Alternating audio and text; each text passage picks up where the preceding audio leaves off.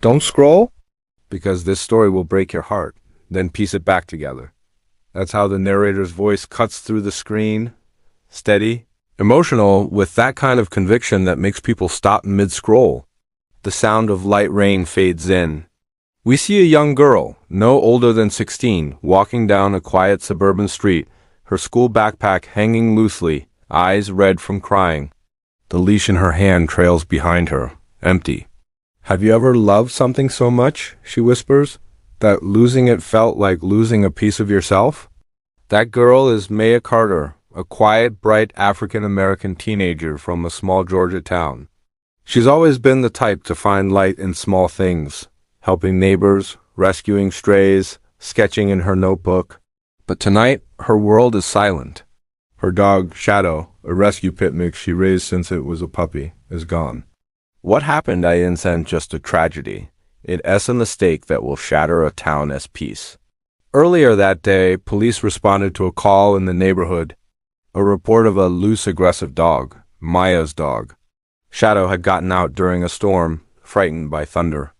By the time Maya ran outside, the sound she heard wasn't thunder. It was a gunshot. Now she stands there, motionless, at the edge of her front yard, looking at the police tape. The neighbors watch from their windows, whispering. A single patrol car idles under the streetlight, its headlights dimmed, rain streaking the windshield. "Ma'am, you can't be here," says Officer Jenkins, stepping forward. He's middle-aged, tired, not cruel, but distant.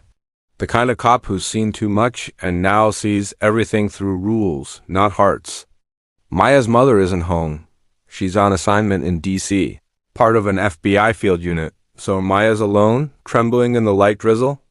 "My dog wasn't dangerous," she says, voice breaking. "He was scared." "I'm sorry for your loss," he replies, eyes down. "It was a mistake. He charged, and he didn't charge." Maya cuts in. "He was running to me." He doesn't answer. The rain keeps falling. A camera light from a passing journalist flashes across her face.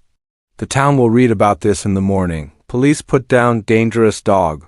But there's nothing dangerous about Shadow except how deeply he loved." Later that night, Maya sits in her room, surrounded by Shadow's toys, photos, and the silence of injustice. She replays the body cam clip online, leaked by a neighbor's phone. The frame where Shadow runs, tail wagging, before confusion erupts. She notices something no one else has, the angle of the shot. The call on the radio, a voice saying, "We got the wrong address." Her chest tightens. That means they weren't even supposed to be there. The next morning, the news spreads. Her classmates whisper. Online, comments flood in, some kind, most cruel. "Another case of overreacting," one says. "Just a dog," says another. But to Maya, it wasn't just a dog. It was family. She decides to record a video. Not for fame, not for rage, for truth. Sitting on her bed, she speaks into her phone. "My name is Maya Carter. Yesterday, my dog Shadow was shot by police because of a call that wasn't he even for our house. They said he was dangerous. He wasn't. He was my best friend. I just want the truth." The video goes viral overnight. By the next day, the chief of police is fielding questions. Reporters gather outside the station. But behind the noise, something else is moving, something Maya doesn't expect. Her mother, Special Agent Renee Carter, is on a plane home, having seen her daughter's face across every news station in the country. Renee has built her career on justice, chasing fraud, tracking lies, and standing for what's right. But now justice feels personal. When she lands, she doesn't head straight home. She heads to the precinct. Inside, she meets Chief Daniels. His tone is careful. "Agent Carter, I assure you, this was an accident. Then you won't mind if I take a look at the report," she says calmly. There's a pause, silence. And in that silence, Renee realizes something's being hidden. Meanwhile, Maya, exhausted and emotionally drained, walks to the park where she used to play fetch with Shadow. A small memorial has appeared, flowers, a hand-drawn sign from a neighbor's kid. "Dogs go to heaven." She kneels, running her fingers along the wet grass, whispering to the air. "I'm not giving up on you, boy." She doesn't know that, at that very moment, her mother is confronting the department, and discovering a discrepancy in the dispatch logs. The officer who fired wasn't even assigned to that neighborhood. Back at home, Renee walks through the door, and Maya runs into her arms. They hold each other, silent. No words can replace what was lost, but something powerful grows between them, the determination to uncover the truth. "Mom," Maya says softly. "They lied," Renee nods. "Then we'll make them tell the truth." The camera fades to black. Morning sunlight creeps through the blinds, cutting lines across Maya's tired face. She hasn't really slept. She keeps replaying the same 6 seconds of that shaky video. The radio crackle, the wrong address, the sound of confusion. It's all she can think about. But when her mother's voice calls from downstairs, it pulls her back to the present. "Breakfast, Maya. We have a long day." Renee Carter stands in the kitchen wearing her FBI field jacket, not for show, but because she's heading somewhere official. There's a focus in her eyes that Maya has seen before, the look of someone connecting invisible dots. Maya sits at the table. "You believe me, right?" She asks quietly. Renee stops pouring coffee and looks at her daughter. "I don't just believe you. I believe there's more to this story than they want anyone to know." They eat in silence until Renee's phone buzzes. A text from an old contact in internal affairs. "Call me." Something's off with Jenkins' file. Meanwhile, the town feels different. Neighbors greet Maya with hesitant smiles. A few even cross the street rather than meet her eyes. At school, a teacher pauses mid-lecture to mention courage. Sometimes the smallest voices make the biggest noise. It's subtle, but everyone knows she means Maya. After class, a friend named Leo, who runs the school podcast, catches up to her. "Hey, I watched your video. It's heavy. But people are listening. If you want to tell your side longer, I'll record it." Maya hesitates. She's not sure if more exposure is good or dangerous, but Leo's sincerity makes her nod. "Okay, but only if you promise not to twist my words." "Never," he says. That afternoon, they sit under a tree behind the school, microphones clipped to their jackets. Maya tells the story again, but this time she adds details the world hasn't heard. "The call came from 3 streets away," she says. "The officer said, 'Wrong address.' Why hasn't anyone mentioned that?" Leo's eyes widen. "You sure about that?" "I heard it myself." He promises to check the publicly released dispatch log that night. Back at home, Renee meets with the local police chief again. This time she doesn't come as a grieving mother. She comes as a federal agent with clearance. "Chief Daniels," she begins, sliding a file across the desk. "These are the radio timestamps. The call came in from Pine Ridge Avenue. My daughter lives on Pine Street. You see the difference?" Daniels frowns, flipping the papers. "I'll need to verify these. They're already verified." And the officer who responded was Jenkins. But according to the roster, he wasn't even assigned to that zone, so tell me why he was there. A long pause. The air hums with fluorescent light and quiet tension. Finally, Daniels exhales. "Agent Carter, between us, Jenkins has been under review. He wasn't supposed to be on solo patrol." The dispatcher thought sending him on a low-risk call might calm things down. "No one expected," he trails off. "No one expected accountability?" She finishes for him. He doesn't answer. Outside, the press waits again. Reporters shout questions. Cameras click. Renee shields her face and walks straight to the car. The wind carries fragments of voices. Cover up, racial bias, training failure. When she gets home, she finds Maya curled on the couch, scrolling through messages. Thousands of comments from strangers offering sympathy, outrage, or cruelty. She looks up. "Mom, they're calling me brave, but I'm not brave. I'm just mad." Renee kneels beside her. Mad can change things if you aim it right. That night, Renee receives another message, this time from an anonymous number. "Stop digging. It was an accident." "Leave it." She doesn't show Maya the text, but the determination in her chest hardens. The next morning, Leo bursts into the school library, whispering urgently. "Maya, I checked the audio frequencies in that clip. You were right." There's a second voice giving new coordinates. "Jenkins shouldn't have even heard your address." Maya's pulse races. "Can you send that to my mom?" Leo nods. Already did. That evening, Renee sits at her desk surrounded by printouts. Something about the timeline doesn't fit. The original caller's number, the dispatch trail, the coordinates. She finally spots it. The caller ID was spoofed. Someone sent the police to the wrong address on purpose. The realization chills her. If this wasn't a random mistake, someone wanted that chaos. The next day, she meets with the district attorney. If someone rewrote that call, that's tampering with public systems, she explains. You'll need to open an investigation. The DA, a stern woman named Patel, folds her arms. I'll need evidence that it was intentional. You'll have it, Renee says. Meanwhile, Maya and Leo's podcast episode releases. Within hours, it trends across social media. #JusticeForShadow. People flood the comments with support. Others begin sharing their own stories of accidental harm and unseen grief. The narrative changes from anger to accountability. The town begins to split. Some defend the officer. Others demand transparency, but everyone knows something big is coming. Late that night, Renee gets a call from Jenkins himself. His voice shakes. Agent Carter, I shouldn't be talking to you, but you're right. That dispatch wasn't random.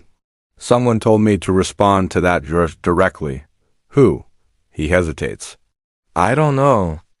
The voice on the radio wasn't from our dispatch channel. It was patched in.